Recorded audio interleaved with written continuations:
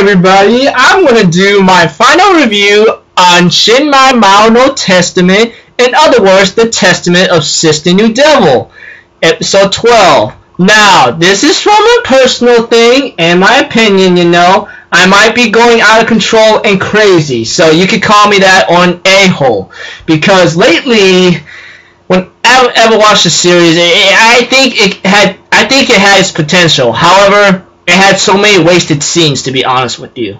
I'm just saying. Now, compared to High School DxD, it's better. And I'm pretty sure y'all might be telling me, what is the difference then?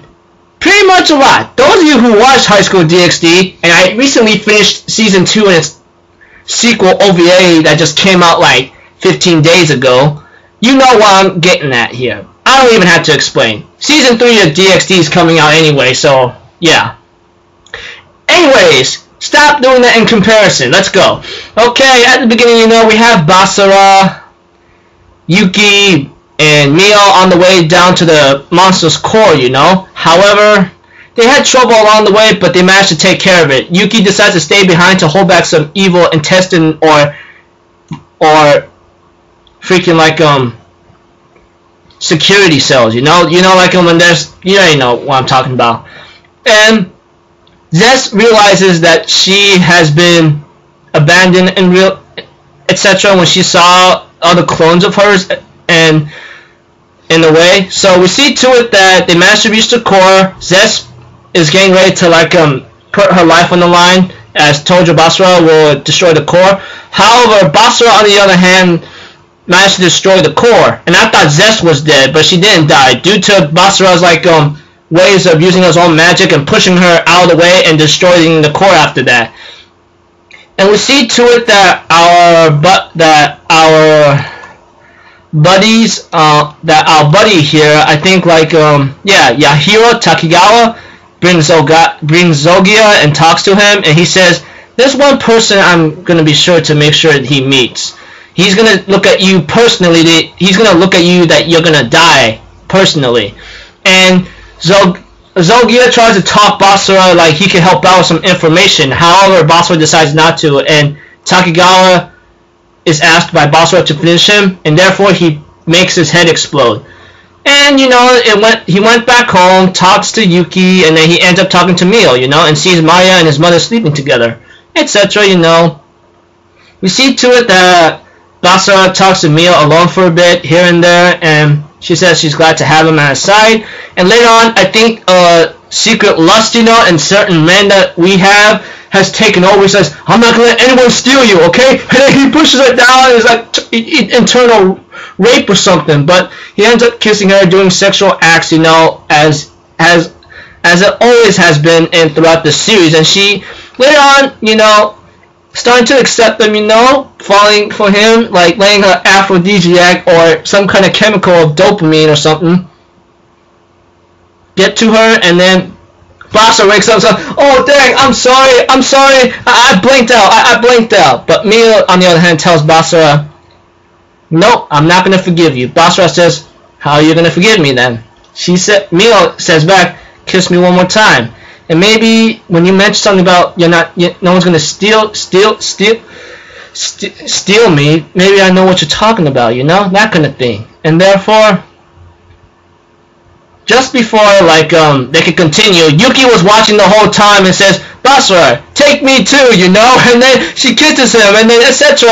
And then we see to it that Basara runs to Maria, I think she's about to leave, and asks for her help to break up Mio and Yuki, you know, because the heated rivalry between Basara, etc., you know. And then we see to it that they ask Maria from her opinion, which side do you want to take me on? And therefore Maria takes Basara for a kiss again and says, "No, I'm not taking neither of your sides because Basara's my Oni-chan." And they get so upset, and then etc. The ending shows where Zest and Maria's mother is getting ready to go back home. And as for Takigawa, he watches from a distance. And as for Basara's father, he goes home and has a picture with Yuki in it with Maria and Mio as a family, you know. And he sends it to his father.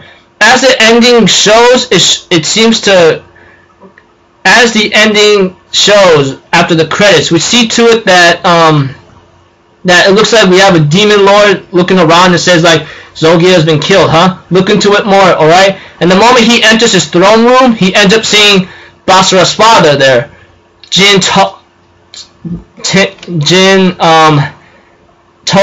and therefore I think it's Tin Tojo, yeah, Tojo Jin. He ends up telling the Demon King, you know, I thank you for touching my kids. Now I'm here to pay you back way hard. And his eyes were glowing with the green fire. And after that, I get to see some scenes for season 2. And honestly, there is some annoying aspects, you know. I'm not gonna lie. I'm not gonna try to hide it out, okay? So I'm just gonna be honest with you like that. But we end up seeing Basara's maybe true power probably coming on board. Except it looks like he seems to be in berserk mode, to be honest with you. I'm just saying from what I'm looking at, you know. Just telling you guys what I saw. So, this is from a personal opinion and a time. This series has been a terrible ride for me. I'm not gonna lie.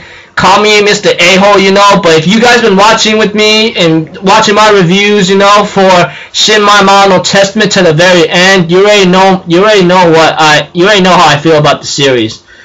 A lot of those censors has been really bad. Okay, I'll just be honest with that.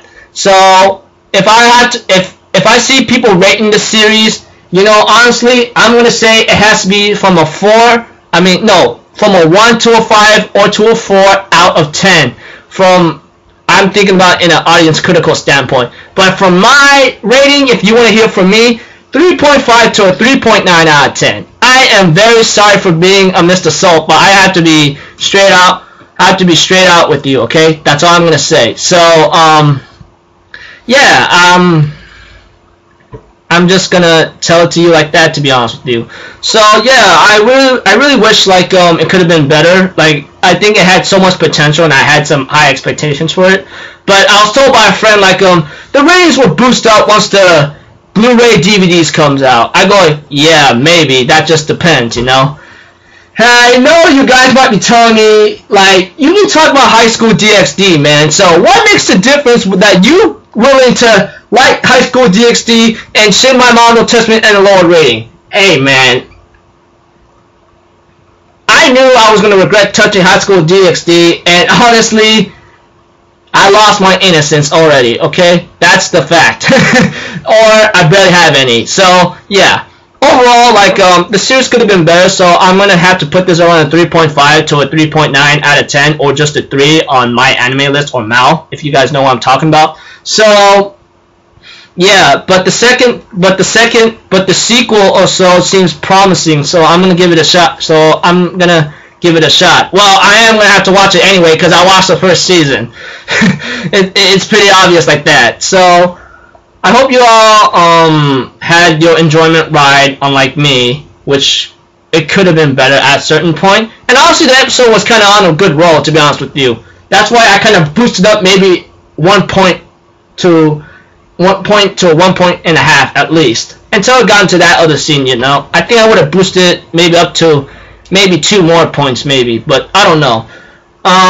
Anyways, I'm just gonna end it here, people. I hope you had your time. Hope you had a fun time with Shinmai Maou no Testament, unlike me, maybe because I'm a stupid salt guy or something, but I don't know. So I'm gonna end it here, people. My last review should come up. That should be Kantai Collection. So far, that has been subbed out yet, so please be patient with me. I'll see you on my next video for Kantai, and Alpha out. All right, have a good day. Peace out. Bye bye.